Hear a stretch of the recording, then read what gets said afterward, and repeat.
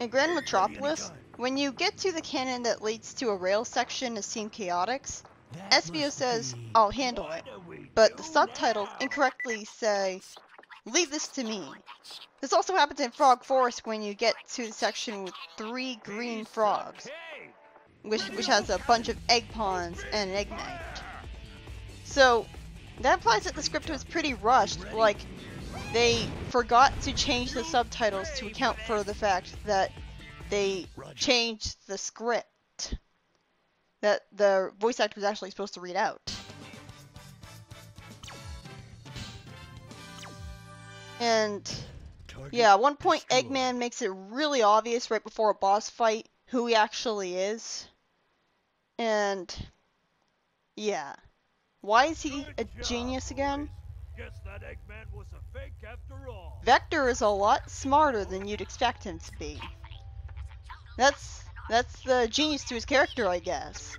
Although, to be honest, it kind of comes off as him knowing stuff for no reason. Like, in Generations, how the hell did he figure out that the Time Eater was being controlled by Eggman? He just said he had a hunch. But he had no way of knowing that it was being controlled. I mean, it looked mechanical, I guess. But then why would it be a hunch? Why wouldn't he just go, "Come on, of course it's Eggman"? This mission isn't really that bad. I mean, it's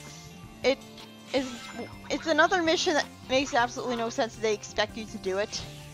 I mean, it's not like any other team needs to do this.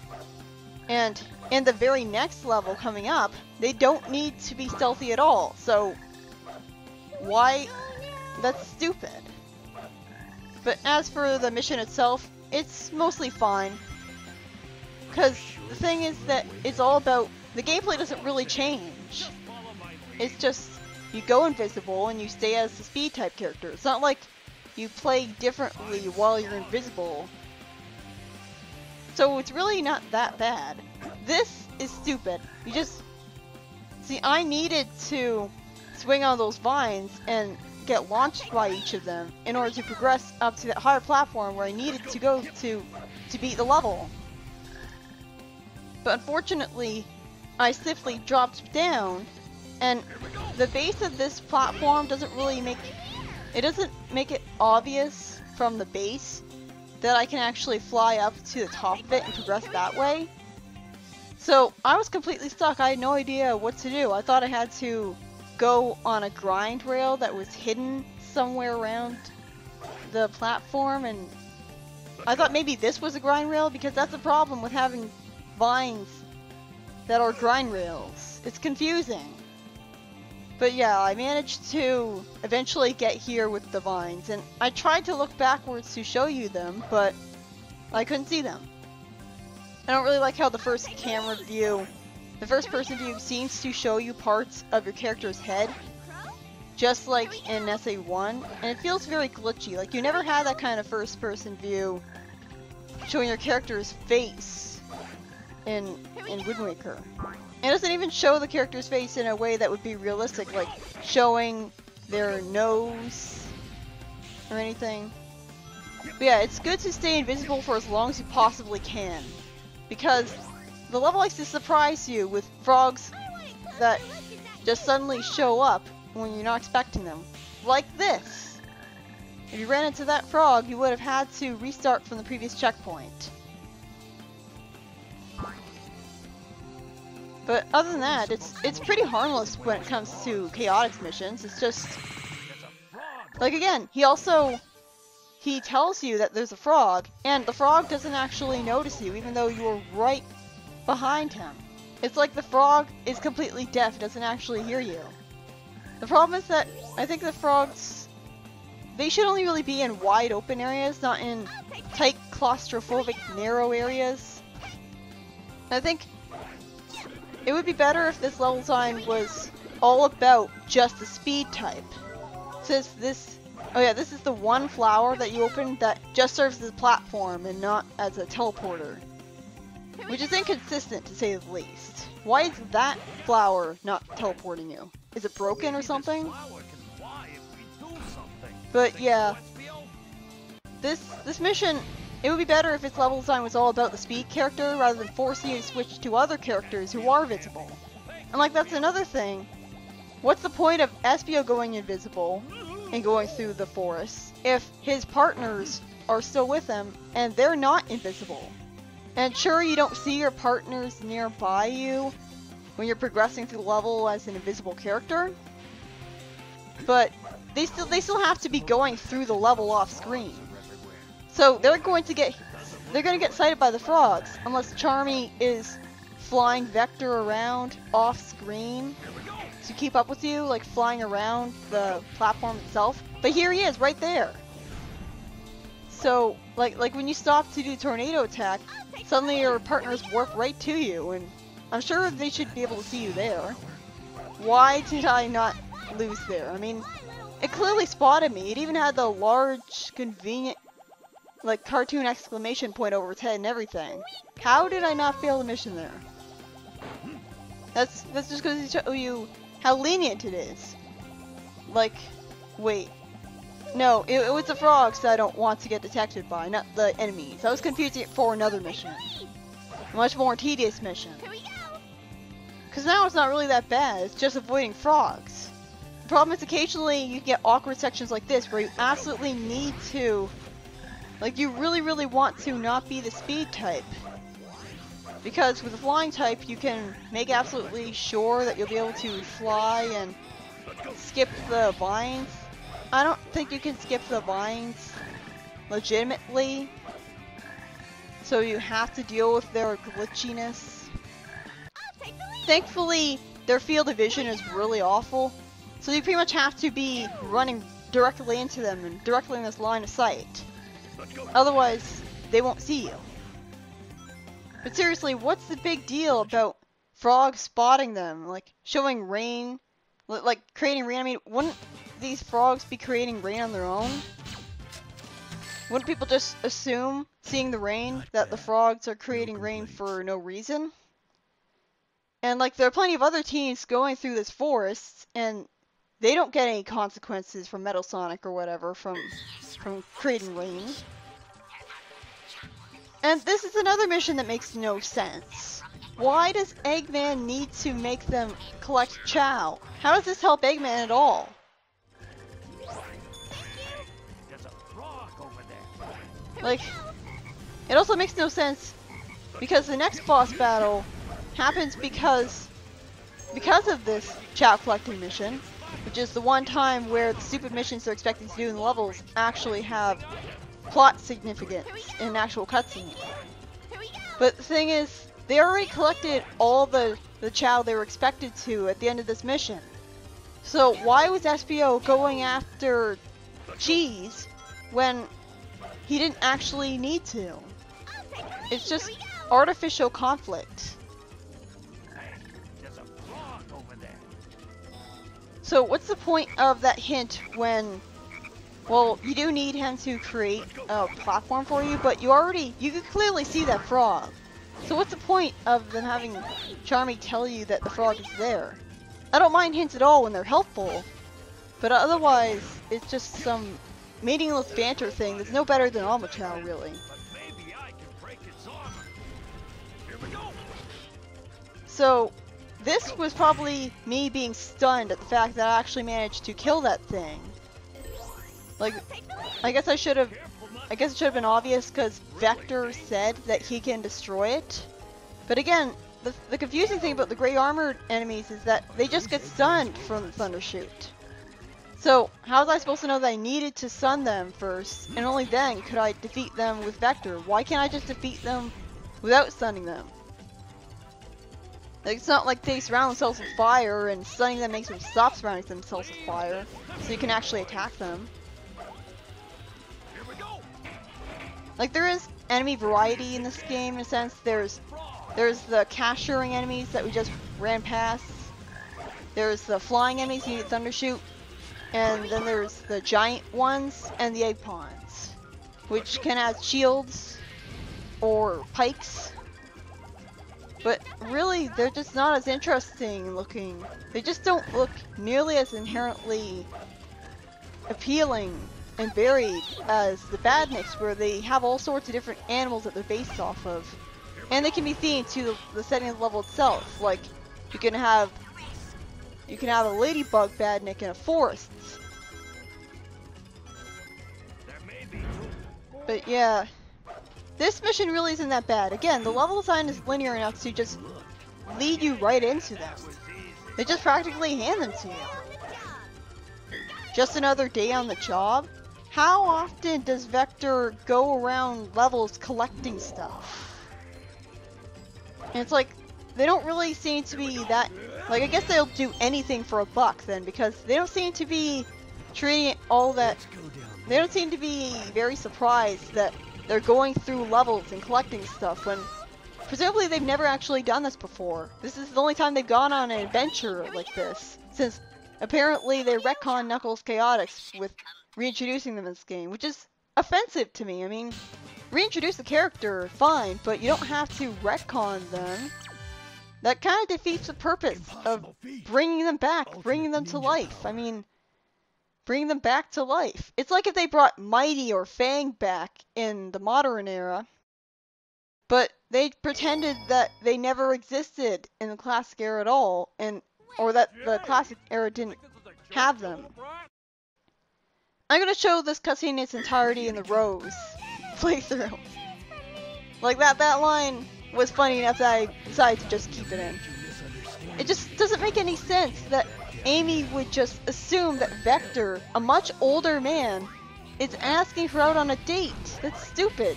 Does Amy get asked out that often that she just casually says, if it's about a date, it'll have to wait? And like, he knows that she's too young for him because he outright says, little brat. And like, wouldn't she be disturbed that he's asking her out on a date? I mean, it doesn't make any sense. Like, that brings me to another topic that the English manual of the game states the ages for all the playable characters, except for Shadow and Omega. Some of which are rather questionable, and considering that the Japanese manual never states the ages of the characters, it is safe to say that they aren't canon at all. It's just the translators going wild. Okay, why didn't they just talk it out with Amy? How did they know that they made a mistake? Did Amy tell them afterwards? Why didn't she tell them before? What kept them from doing it? And again, why did they try to steal cheese at all if they already had Ten Chow? It's artificial conflict. It's stupid. But anyways, what I was about to say was, the English manual tries to give all the characters ages, which is stupid, because they get them wrong. Cream and Charmy are 6. Okay, that's fine. Tails is 8. That's keeping in line with the canon. Amy is 12? How is Amy 12? Amy's supposed to be the same age as Sonic. That's why she's in love with him, and it's not portrayed as creepy because of that alone. Like, it's creepy because she's a stalker, but that's it. Like, you'd think that if her age was the major factor in him not dating her, he would just tell her that over and over again. That, hey Amy, you're 12, I'm 15, I can't be dating you, it's illegal. For some reason I jumped on that rising platform and I barely jumped high at all. That was weird. But yeah, Sonic is 15, okay, that makes sense. Although I honestly consider him to be 13 in the Dreamcast era, because he just feels so much older in the newer games. Like, his voice is deeper, and his character design seems to be a bit taller as well. Not to mention, Dreamcast Sonic early on had eyelids that were skin colored, like classic Sonic, and in SA1 he still looked a bit pudgy, like classic Sonic. So, yeah, it makes more sense that he's 13 in this game than 15, because he's not quite old enough looking. Like, it feels more like he just became a teenager, which makes sense because the classic era just ended. Knuckles and SBO are 16. Okay, that makes sense. I can accept that. Rouge is 17. Okay. I mean, that is kind of weird when you think about how her voice usually sounds. Her voice tries to make her sound like she's a lot older than 17. I'll admit, even in SA2, where where her most charming and likable voice was, she still didn't sound like a teenager. So, and it's good that she's a teenager because she's a love interest for Knuckles, so it'd be creepy if she wasn't. But it also makes sense to me that she's older than him because, like, she's a gun agent and stuff, and a jewel thief. She's shown us more experience and mature than him. This is stupid. You have to go back and find that key. I mean, I guess it is intuitive because the whole point is you're searching through the entire level. But if you're so used to playing the level as other teams, then you're just going to go ahead and completely miss that key. But just to finish this up, Big is supposed to be 18. That's bullshit. He's so big and tall. I can't buy that Big the cat is 18. That's stupid. Big looks like he's an adult, like he's 30 or something. And the same goes for Vector. Although he can't be that old. Apparently, Vector is only 20. Here we go. Well, he's definitely not a teenager, but I would imagine him to be a bit older than that. And again, I like to mention that the Japanese manual never states their ages at all. So yeah, the English manual is bullshit. It also, like, obviously everyone knows that the English manual tries to claim that Eggman's a feminist, and I mentioned in Sonic Unleashed that that's actually a mistranslation of womanizer. Which was only really the case in Sonic X, where he flirted with Rouge and said, "Your breasts are huge!" I'm not even kidding, that's literally what he said. To a bat. Okay then, I guess the planet he lived in was really used to humans and Mobians living together. Here we go. See, I played this story last, so I already knew immediately going up to that cracked wall that was a cracked wall. I mean, it looks like a cracked wall, but it's not instinctive in a Sonic game to look at a cracked wall and think, this is a cracked wall, and I can break this. But because I played this story last, because it sucks, I had no problem with it. But for Team Dark, which has basically the same level design, I struggled because, well, you'll see. But yeah, this isn't a very good mission at all. There's exactly 10 keys. And if you miss one, then you have to go through the entire level all over again, with the level looping. It couldn't just have the Shadow the Hedgehog checkpoint system. Oh no, that would have been too convenient, introducing that. You know, I've heard that Shadow the Hedgehog would have been a slightly better game if it had a radar, which it actually had in early screenshots. That would have been helpful, and it probably would have been helpful for missions like this. I mean, how much of the... I guess the radar would only be able to show you one room at a time, but if the radar showed you the collectible you need to find, that would make things a lot easier. I guess the idea is that it would be too easy. You have to look for them yourself and not just stare at a radar all the time. But at least have it as an option for easy mode. And again, not that great camera. You can't see the floor you're walking on, and it's a narrow area. So you're kind of worried about walking off the narrow thing to your death. But this is pretty cool music. The inverted theme. Wait, is it inverted? Because the level design... Yeah, it was inverted. That means we're back to normal again.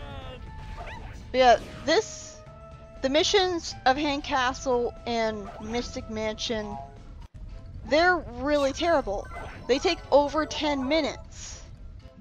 And 7 minutes is actually the C rank for Hand Castle's mission. They expect you to take 7 minutes. The thing is, I completely overlooked some of the keys because the camera didn't show me them. I was too busy focusing on the torches and avoiding the pumpkin ghosts to notice the key there under that platform. Again, another flower that you have to be really close to, and you have to be really precise to land on the teleporter light in the first place. You'll constantly fall past it. Hey, they're asleep. But yeah, now you're here in the Metal Sonic statue room again. I'm not sure how the Metal Sonic statue can possibly flip over to look like Eggman or vice versa. They don't look anything like each other. And how did Metal Sonic build a statue? How did he arrange to make a statue be built in just 3 days? Insulting. Your training has been a waste of time. But yeah, that mission was absolutely terrible, and if you miss a key, which you are going to do, then you're gonna have to... I literally had to look up a guide in order to beat it. And look! You have to beat the game and get a whole bunch of emblems, or you won't be able to have all the multiplayer modes unlocked. That's stupid. I don't think that they should put all of the burden on the one person who owns the game and a group of friends to unlock everything. That's stupid. This is why SA2 had the best multiplayer. And even then, it still forced you to beat the game to unlock certain levels.